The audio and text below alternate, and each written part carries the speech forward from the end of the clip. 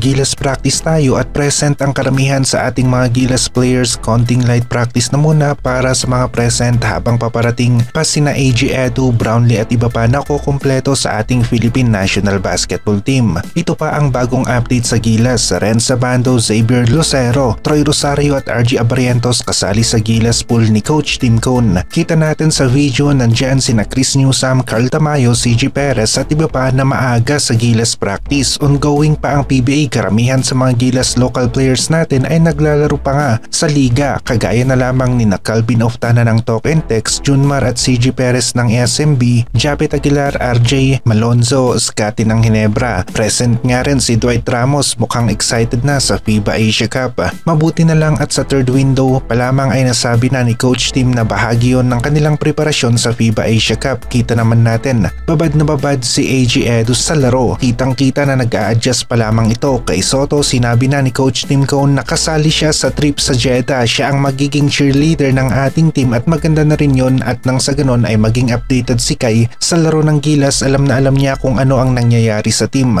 Renza Bando naman maglalaro sa Jones Cup kasama ang Strong Group Pilipinas at kasali nga siya sa Gilas pool. Backup player kung sakali na may ma-injured sa mga guards natin. Kevin Kiambao naman nasa US pa rin, talagang sinusubukan niya na makakuha ng pwesto o spot sa isang NBA team na maglalaro sa NBA Summer League, pero alam naman natin na mahirap nga ito. Malalakas ang kompetisyon niya sa kanyang pwesto. Pahirapan ang mapabilang sa isang NBA team sa Summer League. Maganda nga lang ang pagpunta ni Kikyu sa US dahil na rin sa parang training na rin ito at nasa high level pa, kaya masasabi natin na FIBA Asia Cup ready na siya pagbalik niya sa Gilas team. At hindi na nga bago si Kikyu sa sistema ni Coach Tim. Alam na rin niya ang galawan ng kanyang kakampi. Ito ang kagandahan niya naman kapag solid ang komposisyon ng team, hindi gaanong pabago-bago ang mga players. Tiwala pa rin tayo sa ating Gilas team, may chance pa rin na manalo sila. Bilog ang bola at halos lahat naman ay healthy. Si Kai lang talaga ang hindi makakapaglaro dahil hindi pa siya nakaka-recover ng gusto. Papunta pa lamang siya sa 100% at asahan natin magkakaroon tayo ng update tungkol sa kanya sa FIBA Asia Cup.